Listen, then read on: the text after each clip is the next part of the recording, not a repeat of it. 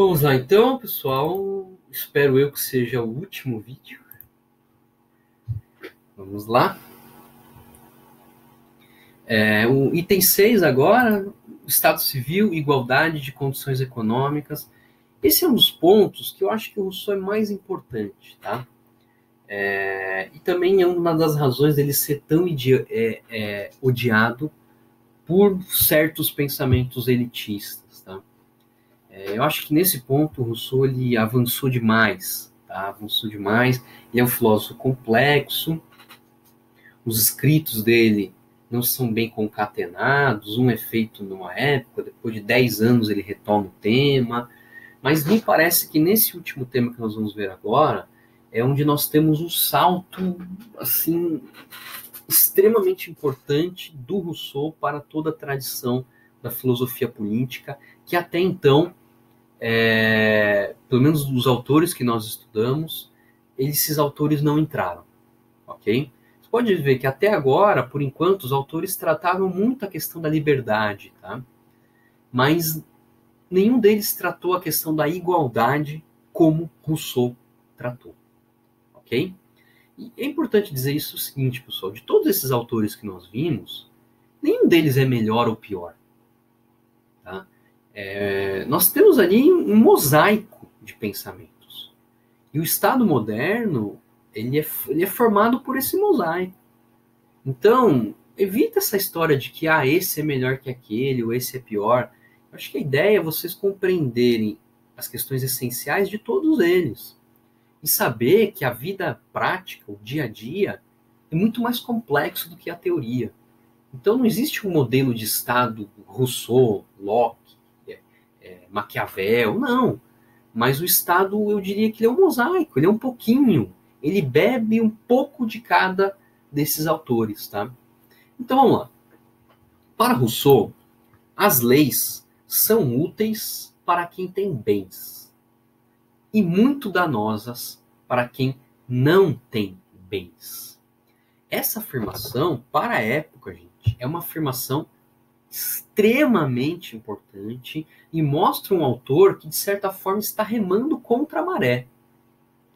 Mostra um autor que, de certa forma, está inovando dentro da tradição da teoria política da época. Ok? Olha só, as leis são úteis para quem tem bens, mas muito danosas para quem não tem bens. É a partir dessa lógica que o Rousseau ele traz uma concepção de igualdade muito interessante. Então, olha só como o Rousseau ele é um autor importante. Primeiro, em relação à liberdade. Ele traz o conceito da liberdade enquanto autonomia. A liberdade em sentido positivo, que é a liberdade que o cidadão tem de participar da política. E no caso do Rousseau, participar fazendo diretamente as leis. Tá? Beleza. Isso é uma inovação. Do ponto de vista da igualdade, como que ele pensa a igualdade? A igualdade, basicamente, tem 3 sentidos em Rousseau. Primeiro, a noção de igual submissão às leis. Todos são iguais perante a lei. Não interessa se você é mais bonito, se é mais feio, se é mais rico, se é mais pobre, não quero nem saber. Segundo, todos são iguais para participar da política. Ou seja, todos são iguais para participar da deliberação pública de confecção das leis. E o terceiro requisito, que é extremamente interessante, que a gente vai falar agora. A igualdade em Rousseau não é apenas uma igualdade formal, jurídica, mas ela é também uma igualdade do ponto de vista social, material, econômico. Nesse aspecto, me parece que Rousseau ele dá uma baita evolução e ele está remando muito contra a maré. Igualdade como igual submissão às leis, igualdade como igual participação na política e igualdade no sentido de também, além da igualdade jurídica, nós termos certa igualdade do ponto de vista social, econômico, bens, posse, patrimônio, tá? Por esse motivo, só é vantajoso porque as leis são úteis para quem tem bens e danosas para quem não tem. Por esse motivo, só é vantajoso instituir o Estado Civil quando todos os homens têm algo e quando nenhum deles tenha demais. E aqui eu transcrevo um trecho da obra do Rousseau, que é extremamente didático. Você quer dar estabilidade ao Estado? Você quer evitar conflitos? Então, junte os extremos, o mais próximo possível, a fim de que não se tolere nem os abastados e nem os indigentes. Ou seja, a manutenção do Estado, a manutenção desse corpo político, ela só é alcançada se nós não tivermos uma radical diferença econômica. E nesse ponto, o Rousseau é extremamente interessante. Tá? Isso não significa, pessoal, que não existam desigualdades materiais. O Rousseau em nenhum momento fala em um comunismo. Isso seria uma leitura muito apressada e até anacrônica. Rousseau não fala em um comunismo. Ele só aponta a questão de o seguinte: as desigualdades materiais e econômicas importam. As desigualdades materiais e econômicas são relevantes quando a gente pensa a teoria do Estado, a teoria do direito, a teoria política. Tá? Não significa que essas desigualdades vão desaparecer. Elas sempre vão existir em alguma medida. Ninguém é igual a ninguém. Então é natural que existam algumas desigualdades do ponto de vista econômico, financeiro. É natural que uns tenham um pouco mais do que os outros. Ok? O que o Rousseau aponta é que se torna extremamente prejudicial quando nós temos polarização. Junte os extremos. Quando nós temos uma sociedade de extremos, muito polarizada entre ricos e pobres, isso não é uma sociedade durável. Isso não é uma sociedade sadia. Isso precisa ser mudado. Tá? Então, a desigualdade política, isso não significa que não existam as desigualdades materiais. Elas sempre vão existir em alguma medida. Sempre um vai ter um pouco mais do que o outro, um pouco menos. Tá? A questão é evitar a polarização econômica. Tá? Note, Rousseau escreveu isso, gente, no século XVIII. A desigualdade é, então, política e juridicamente relevante quando? Então vamos lá. Desigualdades materiais sempre em alguma medida vão existir. Isso é fato, isso é do jogo. Porém, quando que essa desigualdade ela se torna politicamente e juridicamente relevante a ponto da gente ter que abrir os olhos? Tá? Essa desigualdade se torna política e juridicamente relevante quando? Quando, em alguma medida, ela causa sofrimento ou privação relevante aos demais membros da sociedade. Tá?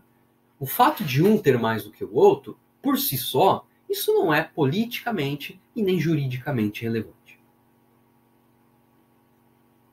Mas isso se torna política e juridicamente relevante quando isso gera sofrimento, quando isso gera privação. Relevante, tá? Relevante. Então não é porque o meu vizinho tem uma BMW, uma Mercedes, uma Ferrari, isso vai me prejudicar. Ah, não, me prejudica porque eu fico triste. Tá triste, isso é um problema seu que você tem que resolver com o seu psicanalista, tá? Essa diferença do meu vizinho ter esse carro, isso é uma metáfora, tá, gente? Ter esse carro, ela só é relevante se isso me causar uma privação e um sofrimento relevante do ponto de vista social, tá? A desigualdade só é política e juridicamente relevante quando ela causa uma restrição injusta de oportunidades sociais. Ter desigualdade material em si não é algo relevante, mas quando isso gera uma restrição injusta de oportunidades, aí se torna relevante. Quando a escola pública é só para os ricos, só os ricos têm acesso a ela, opa, isso é relevante. Então a gente precisa pensar um modo de moderar, de flexibilizar. A gente tem que pensar, então, um modo de mudar, de flexibilizar essa injustiça causada pela desigualdade. A desigualdade é relevante quando ela causa o domínio de uma classe sobre a outra. Se a desigualdade for de tamanha monta que exista aí um domínio de uma classe sobre a outra, do ponto de vista de prejudicar a nossa interdependência individual, ou seja, quando eu necessito de uma outra classe, de uma outra pessoa mais rica para que eu desenvolva a minha própria interdependência individual, isso já é algo relevante. Por fim, a desigualdade ela só é política e juridicamente relevante quando ela causa algum preconceito social, algum nível de inferiorização. E esse preconceito, esse nível de inferiorização, prejudica a própria mobilidade social. Tá? Eu deixo de ter um avanço social porque eu sou, por exemplo, pobre. Tá? As portas das oportunidades sociais se fecham para mim porque eu sou pobre, porque eu não tive esse acesso. Então, a desigualdade em si, ela não é relevante. Ela passa a ser política e juridicamente relevante quando, por causa dela, nós temos esse cenário aqui, ó, tá?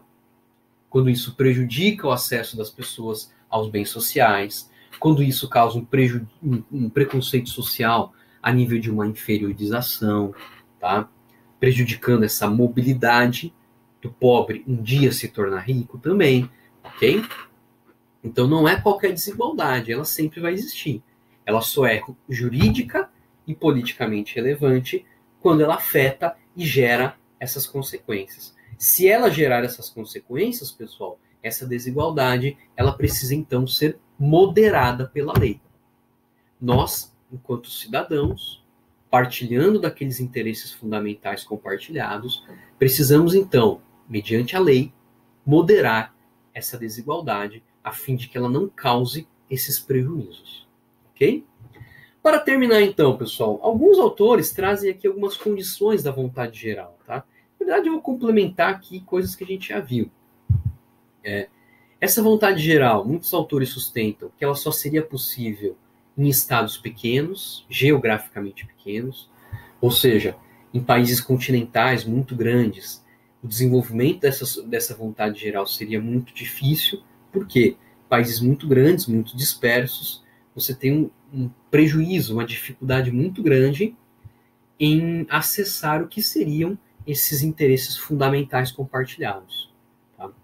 Estados muito grandes tendem a ser muito complexos. Tá? A complexidade regional é muito grande. Veja o Brasil, por exemplo. Um contexto aqui do sul do país, ele é muito diferente do norte e do nordeste. Tá?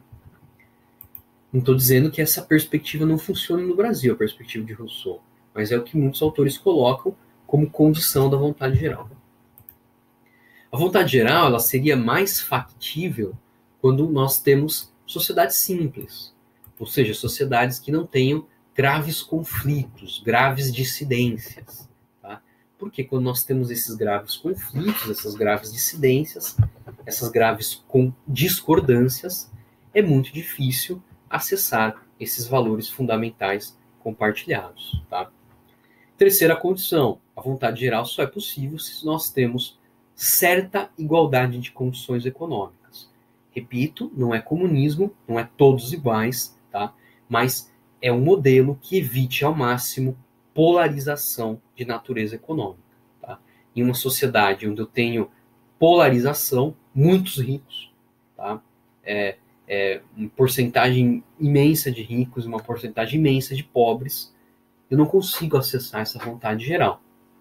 Tá? Por quê?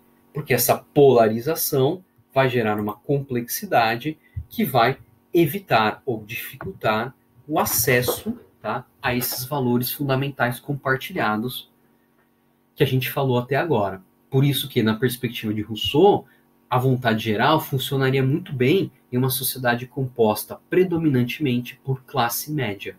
onde todos têm um certo nível de dignidade humana. Claro, vai ter um que vai ter mais do que o outro. Claro, vai ter um que vai ter mais do que o outro. Mas esse mais do que o outro não prejudica, tá, a vontade geral. Ou seja, essa diferença não atinge essas patologias que a gente apontou nesses itens aqui que eu estou marcando. Tá? Quarto requisito, nós precisamos ter um cidadão suficientemente informado. Então aqui vai a questão de muito peso em Rousseau, que é a educação. Tá? Notadamente uma educação de ordem de natureza cidadã, principalmente uma educação pública para aqueles que não têm a possibilidade de acessar uma escola privada. Tá? Isso, de certa forma, Rousseau já tratava na obra dele. É mais um ponto onde ele é um cara moderno, ou seja, ele já tratava na obra dele a necessidade de ter ensinos públicos para que aqueles que não têm condições de pagar pudessem ser cidadãos suficientemente informados. Tá? A condição de uma deliberação pública, a condição de uma razão deliberativa é justamente o conhecimento, o estudo. Tá? É impossível uma deliberação pública com um monte de ignorantes que não estudam e que não pensam de uma forma fundamentada, científica ou minimamente científica. E por fim, a vontade geral só é possível se nós não tivermos aqueles chamados grupos intermediários, aqueles corpos intermediários, quando o cidadão diretamente delibera sobre a política. Beleza? Pessoal, era isso.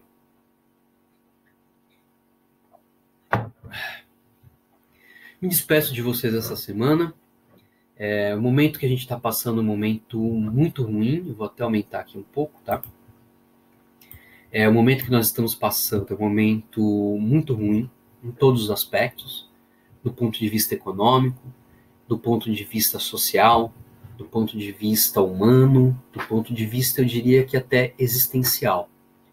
Eu tenho absoluta certeza que a nossa geração não passou nenhum problema como vem passando atualmente. A nossa geração, digo nós, nesse contemporâneos, né? Os nossos antepassados certamente passaram com gripe espanhola, com a Primeira e Segunda Guerra Mundial. Então, os impactos dessa pandemia são impactos, por enquanto, até completamente desconhecidos. Tá?